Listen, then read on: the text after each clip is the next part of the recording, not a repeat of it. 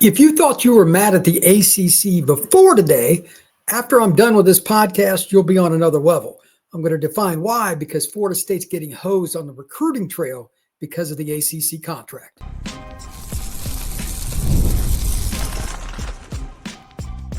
You are Locked On Seminoles, your daily podcast on the Florida State Seminoles.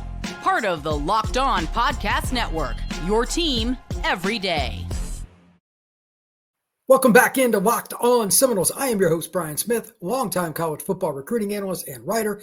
Thank you for making Locked On Seminoles your first listen each and every day. Truly appreciate you stopping in to talk some Noles with me. Today's show is brought to you by FanDuel. Right now, new FanDuel customers can get $150 in bonus bets if your first $5 bet wins. Visit FanDuel.com. Today's show is 100% about how recruiting works in conjunction with conference contracts. I'm not going to dive into what's next on the legal side of things with Florida State and the ACC, in case you thought this was any way, shape, or form about that. It is not. What it's about is the actual earnings that have come in reported by Yahoo, Fox, different newspapers around the country, and the numbers are staggering. And I'm going to help you just through my own anecdotes from speaking with coaches, recruits, 7-on-7 coaches, how that all ties together. It makes it very advantageous to be in. Oh, what a shock for these two answers. The Big Ten, or want to guess what the other one is? Yeah, that would be the Southeastern Conference. Florida State, obviously being in the ACC, is detrimental. We have to figure out different ways to look at it, but I do have some questions for you as Florida State fans. What is it that they can do in the meantime? Earliest they're going to get out of that contract 2031 by all accounts, but there are some data points we got to get to first. First thing here, I just want to use a barometer for one school, something that I found online, really quick check, and I just copied it and put it in here to StreamYard. That's what I use to post these different podcasts, and it's a great app that works really well. But this is Texas. Now, keep in mind, Texas is an oil school. I use that as a very key point. There's nothing like oil money. It's insane.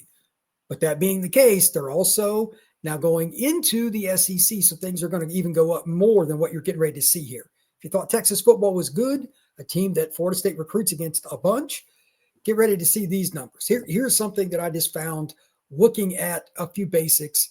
2023, they had $2.4 million that they spent. Now, remember, this past year was the first year that they were in the league in terms of the ability to play in the Southeastern Conference. So it's going to go up. In 2023, Texas welcomed 9 highly rated high school recruits, blah, blah, blah, at 2.4. Now, you're probably asking, well, what's the situation for Florida State in a similar number? Well, unfortunately for Florida State, while they don't go shy on the money, they do spend pretty well. It's nothing even close. Florida State spent $1.24 million. So almost exactly 50% of what was spent for Texas. Now, Florida State's still competitive with them recruiting, but there is a difference. So what's the number that's important for Florida State in regards to, okay, well, what's the difference between ACC, Big 12, Big 10, SEC? What are some of the numbers? Well, here's something to kind of look at, and I'm just going to read some of this from the Alabama Daily News. This was from right before this past season, and several different companies, I just picked this one randomly, have a similar article, but the next 2-3 paragraphs that I'm going to read, put it in perspective, then we'll use a little basic math. The Super Two, the Big Ten and SEC, also threw their weight around in the largest negotiations for the newly expanded college football playoff. The previous deal, the Power 5 conferences, took home about the same share of revenue from the college football playoff deal with ESPN. Used to. The new contract with ESPN is $7.8 billion through the 2031 season, and the Big Ten and SEC will split close to 60% of the revenue. Now, $21 million per school, while Big 12 and ACC schools took home $12 million to $13 million. So a roughly 40% increase from those schools. Now, this is why that whole deal with the ACC came about. Florida State knew, Clemson knew, and there's some rumors about North Carolina as well, that they weren't getting the best end of this deal. But when you really break it down, and I should have done this before, to be really honest, here at Locked On Seminoles, Florida State is just looking at this from a mathematical perspective. This is what we have. This is what we can spend on coaches. This is what we can spend on legal fees. This is what we can spend on facilities. This is what we can spend on nutrition, back office staff for girls basketball, men's basketball recruiting staff. They got to look at it from a totality standpoint. Title IX plays into it. All of these things are just a part of it because you still got travel. You still have to find out what's next for your advertising. They spend a ton on that to promote tickets. It is endless, but you still just have a smaller percentage. If you're 30 to 40% at minimum here, different, and being kind with that word, it's in a negative sum to what Texas is or Ohio State or Florida, you're in a really tough spot. I get why some of these deals are made the way they are because those two conferences are the best, but Florida State believes, and I totally agree, that the ACC hasn't done enough to make it competitive. How come they haven't tried to get somebody to come in the league from one of those conferences and find a way to get it done? You would think it'd be pretty attractive, especially with the basketball talent that the ACC is known for, with Duke, with North Carolina, just those two. Oh, by the way, Virginia won a national title recently. Wake Forest is always competitive. Florida State had a recent run that was good. There was a lot of ways they could have done it, and the ACC failed, not just Florida State, failed its members for years. And this comes into the next point. And for those of you that are on the YouTube page, I'm going to share my screen and you can look at some of these, but this is a big box. Florida State's not on here. They used random ones. But again, in 2022-23, they were at like 1.24 for recruiting expenditures. It's pretty good, but it still compares just okay compared to some others. Like here, just from Oregon up, this is what they spent in 2022. Oregon, 1.83. Michigan, 2.2. Alabama, 2.3. Texas, 2.3. Oklahoma, 2.6. Tennessee, 2.9. A&M, 2.9. Clemson, 3.1. And Georgia, this is just wow, 4.5. You see where this is going with recruiting expenditures on the visits, how they go about really lavishing recruits, etc. And here's just an example, and I know it's an extreme one. They spent $280,000 on the visits just for Arch Manning at the University of Texas. I mean, good grief, $280,000. Now, I was told Arch got at the time, and I don't know if this is accurate, $10 million to go play for the Longhorns. That I don't know how it was laid out, how many years. I don't know if that total is exactly right. I don't know if there was a signing. That's just what I was told. And I don't have a ton of inside contacts with Texas, but a few of my buddies do. $10 million. So he's a special recruit, but still $280K. If you can blow that on one recruit, you're throwing around more money than most. Texas has an advantage. But if you go back to that number I read a minute ago, it was just over 20 million for some of those schools, SEC Big 10, to 12 to 13 million or whatever it was right in there for like ACC. That's 40+% difference in revenue for like a year. That's crazy. And these numbers were just for certain parts of it. The totality of what you bring in as an athletic department is a whole nother discussion point. But looking at it from that, I just want to share this number. Ohio State generates a ton of money. That's the other superpower in just money because of how much they put into their overall athletic department budget. But here's a stat that I found just incredible from the Columbus Dispatch. This is Ohio State from 2022 when they ended. Michigan was beating them. Let's not forget about that. Michigan was beating them. They didn't like that. And it changed things. Ohio State just across the board, not just football, 23 and 24, they spent $54.3 million in increases, not just total coaching salaries in their athletic department, in increases in those 2 years. Now, that includes women's sports and all that, but it puts things in perspective. And I trust the Columbus Dispatch on this. They practically, I mean, it's in the same city. They're going to have great contacts, but that's insane. That's insane. If you have that kind of money to spend, how could you not, if you're anybody in Florida State's athletic department administration, be upset? Florida State has been a great brand in college athletics for a long time. It's been a Nike school, national championships and different things. Baseball's on the verge, possibly being a national title contender. 5 years ago, Florida State was on the verge of winning a basketball national championship. They have been good in a lot of things, and to be stuck in this space is absolutely crazy. It's absolutely crazy.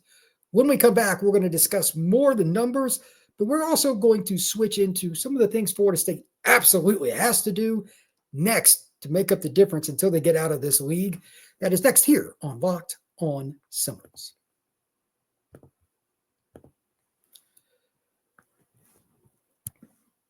Looking to optimize your nutrition this year, Factor makes eating well easy with chef-prepared, dietitian-approved meals that are fresh, never frozen, and ready to heat and eat in just 2 minutes. With 40 options across 8 dietary preferences each week, you can customize your meals to fit your lifestyle, whether it's Calorie Smart, Protein Plus, Keto.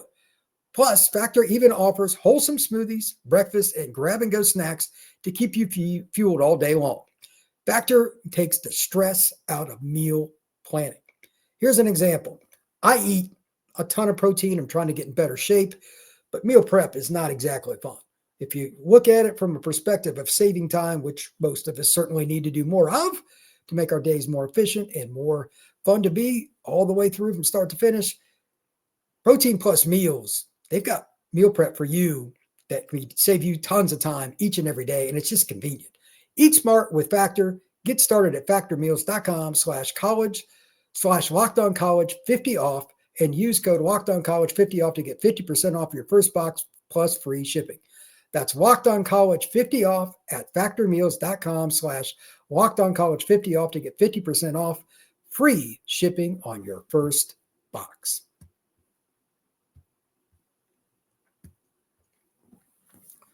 The numbers don't lie. Florida State's behind, and we knew this, but when you start to look at some of the different things with the actual numbers and recruiting, and I wish I'd have looked into this a little bit more sooner, I wanted to combine some of the anecdotes I have in bits and pieces. I don't want to give away names, but on how this works, why it matters. I've got, unfortunately, a very long bullet list of some of the reasons that 30 to 40%, in some cases more, the difference in recruiting budget from Florida State, who still spends a lot on the recruiting, but they're not cheap. But in comparison to some of these other schools, like Texas, it's about twice as much. For Georgia, it is darn near 4 times as much they spend on recruiting. I mean, it's no wonder they're good. I mean, it's just ridiculous. But here's a couple of examples of what I'm talking about. Again, these are personal anecdotes. Talking to 7-on-7 coaches. One of the biggest things that happens in recruiting is all winter long, and then into spring, early summer, 7-on-7 events happen, camps and combines. These coaches, even if they're not participating in the event, like coaching a team, Under Armour event or something, they'll be on the sidelines. I'll be talking to them, and they'll be like, hey, Brian, we're taking so-and-so like SFE or 24K or California Power, one of these elite national brands. Will be going to OT7 or whatever, and wherever they're at, there's a school nearby, and you go to them. Florida State has benefited many times. They also tell me about how the trips work.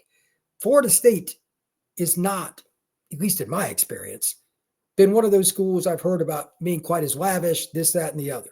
That can be good or bad, but having that option doesn't hurt. One of the things in comparison that I know is that when I hear about coaches that go to Oregon, go to Texas, Ohio State, 3 of the programs that were top of college football this past year in one way, shape, or form or another, and of course the Buckeyes won it, the money they spend in their facilities and how they are treated because they just have so much cash comes up a lot. And I'm just using those 3. There are others. Bama's in that conversation, and definitely Georgia. Those are the schools winning. Why? They're able to get coaches to come there because if it's 6 one way, half dozen the other in terms of like where you want to coach, well, you might as well go somewhere you have more options with your facilities, keeping your staff. One thing that drives coaches crazy is they get somewhere, they got their staff they want, and the guy wants to stay, or the guy in the back office wants to stay in the recruiting department, whatever, but they get an offer they just can't refuse. Just can't refuse. Here's an example. Chad Bowden just left Notre Dame. He liked it there, made really good money. USC offered him $1.6 million, from what I was told, to go to USC. He like got 5 times his salary or something like that. He's going to go. That I get. But some of these schools just spend so much. It's crazy. And by the way, the private schools, the reason those numbers that I put up on the screen a minute ago for some of you on YouTube, and I read them off, they don't have access to all the specifics. They don't have to divulge, if you will, their info. So, but USC spends crazy on football too, and so is Notre Dame. That's part of it. You have to try to find a way to get replacements. But in a lot of cases at schools like bottom half of even the ACC, like what Wake Forest spends, their head coach just left. Like he knows he can't compete in the NIL era anyway. But the spending, what we're talking about here, is just grotesque. He's like, the heck with this. I've done my time. I'm done. And Florida State probably is going to struggle long-term unless they get out of the ACC. They're okay right now. But if they don't, all these coaches like able to spend at these other schools, it's just easier to win recruiting battles. You're going to take your kids where it's more fun. You're going to take your kids or advise them to go to schools where they have more resources. This is firsthand information over and over and over. I just didn't know, again, that it was quite that grotesque. And just for fun, I'll put this back up on the screen for you on YouTube. But look at the numbers. Like, again, Georgia, $4.5 million in 2022 they spent on recruiting. Just incredible. And even going back to like 2017, Georgia was spending $2.2 million. Nobody else was even really close to that. Tennessee was at 1.6. A few, Michigan, Alabama, there's a few that were in that discrepancy of, they spend some money, but now it's just insane. If Florida State is going to win these battles moving forward, they've got to come up with creative ways to make more revenue. And the first one is the one that a lot of you that are boosters don't want to hear. Your phone's going to be ringing even more from the department of whatever they want to call it there. I mean, it's not just athletic department people, but everybody under the sun. Not just the ones trying to get donations and whatnot, but like anybody and everybody, because they just got to have cash. Especially, you got to remember, Florida State has all of the renovations going on, and that was needed. Obviously, the timing is tough no matter what, but especially with the ACC buyout that they're trying to figure out and all that. Just unfortunate timing, but they needed better facilities. They went and spent money. But if you made 40% more like the ACC is not compared to the Big Ten and the SEC, that would have went better. That would have also helped you with salaries. That would have also helped you keep players for other reasons. And let's go down that list. So not only the staff, retaining players with NIL, all in on an elite guy because you're trying to get over the top one year with NIL, quarterback out of the transfer portal, maybe a defensive lineman, whatever it is, it makes it easier. If you've got 40% more money, stick it in your pocket. Florida State is not in that boat right now, and it's not their fault. They're getting hosed. Flat out, no ifs, no ands, no buts. Florida State is getting hosed by the ACC. Facilities. Again, I just mentioned it. They're spending and doing the right thing, fixing up Doak, making it better. That's great. Absolutely. I walked into it right before last season when I was passing through Tallahassee. I knew it was going to be a process, but they're doing the right thing. That's cool, but it's still better to have your money instead of getting different people to help you with it, taking out loans or doing anything else. Cash is king. It's attractive to recruits, what we've already talked about. So I'm not going to go into that too much, but I'm telling you, these 7-on-7 coaches and high school coaches, they're going to tell, hey, like they got the facilities, they got the coaching. You're more likely to have the same coach here because they can pay them, all those things. It's hard. You're going to lose some of them no matter what, but at least you have the ability to match. It's a lot easier at a school like Ohio State than Florida State right now to match when somebody comes after your coach, if they want to do it.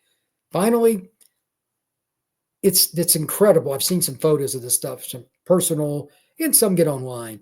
But like the lavish locker rooms and coaches' offices, things they will do for their wives, things they will do for their kids, all of that plays into it too. Coaches that are already millionaires, the elite guys, and I mean elite, they have options on where to go. They can go to the NFL. Some don't want to. Some just like the college environment. Okay, but where are you going to go? If you keep the wife happy and the kids happy, that helps. More money makes it easy in those departments. Paying for cars, paying for trips, paying for offices that are incredible, game rooms, different things that keep everybody in the coaching family happy. That matters too. You keep the key coaches, You keep the players, you win football games. When we come back, we're going to give my final thoughts on this and discuss a couple other options for Florida State because, again, they've got to come up with some creative revenue ideas. That is next on Locked On Seminoles. When the games tip off, the NBA action is just getting started, and there's no better place to do that than FanDuel, America's #1 sportsbook. With FanDuel, you can place live bets throughout the game, so even if you miss the opening tip-off or want to bet on a fourth quarter comeback, you can stay in on the action.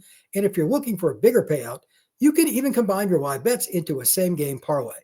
For an example, just look at the live betting option as something that you can do to keep up with every moment. Maybe you bet on the quarter, possibly you just bet on the half. A lot of different ways to do it based on a player getting hot from the three-point line or whatever you want to do with FanDuel. Right now, new FanDuel customers can get $150 in bonus bets if your first $5 bet wins. Just visit FanDuel.com to join today. That's FanDuel.com for your shot at $150 in bonus bets. Make every moment more with FanDuel, the official sports betting partner of the NBA.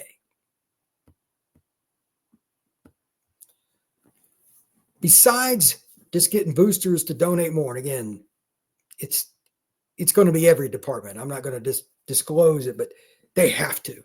I don't know what else they're going to do. Name a couple of things, and you can comment down below at YouTube or wherever you want, or hit me up on X. You can find me at FBScout_Florida, or if you want to find the Locked On Seminoles handle at @LO_Seminoles. There's a lot of different ways we can do this. If you want to, how do I put this? If you want to put it in perspective, it's not just like, okay, we're going to donate. They got to be creative with merchandise. They've got to be creative with advertising, and they got to promote businesses to want to do things in Tallahassee. It is broad and expansive. Again, this is a mention. 2031 is the next year for the contract. There's talk about Florida State, Clemson, again, maybe North Carolina as well, trying to find a way out in that year with a lower number for the penalty of what they got to pay. I don't know if they have any chance of that. I'm not a lawyer. I don't like to discuss that stuff, so I'm not going to sit here and give you a pipe dream that I have an answer. But 2031, it looks like the earliest they're going to have to get out of it. That's 6 years from now. Florida State football could take a serious hit unless they figure out some other creative ways. A big hit. Do I think they will? I don't know. But advertising, how the boosters work together, being creative with their business model, maybe they do some different things with apps, but they need subscriptions and guaranteed money. Up front, straight up big wads of cash to help at least mitigate what the ACC and Big Ten have. Or excuse me, SEC and Big Ten have. I don't know if it's going to be that easy, but at the end of the day, Florida State truly needs to find a way to get over that hump with something. I don't know what it is. The baseball program can probably help because it's probably one of the few that can make money, be profitable in some way, shape, or form. They've obviously got an elite coach. I mean, he's a great coach. They're going to get a title. I'm pretty confident in that. It's a matter of when, because baseball is about getting hot. It's a little different than basketball, especially because like one player can carry it. Baseball, you're as good as the next day's starting pitcher. It's a little more complex, but they got the right guy in the dugout. But how else can they make money? Again, if you've got ideas, far away. I also think that they're probably going to have to do some things that make it work around Tallahassee. They're going to have to be more involved in the community to get that to work, change different things. You don't want to just charge more for parking and screw over your fans. That will not work long term. If you're thinking about that as an athletic department, don't do it. Bad idea. But at the same time, they've got to get more money. You only have so much for these recruiting budgets and these coaching salaries and how you treat the offices and how the parents of these recruits get treated, etc. Not every kid's like Arch Manning again. It was $280,000 that was reported that he got spent like on his trips to Texas. I can't even imagine what they did for him. But at the same time, there's a lot of kids that if you spend a little more, show them a better time, you're going to impress their family. Hey, my kid's going to be taken care of. So Florida State's got to come up with those. Just saying. Please like the podcast. Please subscribe. Please hit that notification bell and share the Locked On Seminoles podcast. Want to get in front of more Florida State fans anytime I can. I appreciate you all coming in today. If you would, we're going to probably do something over the weekend. I'm going to talk a little recruiting and some of the things going on, kind of like big box.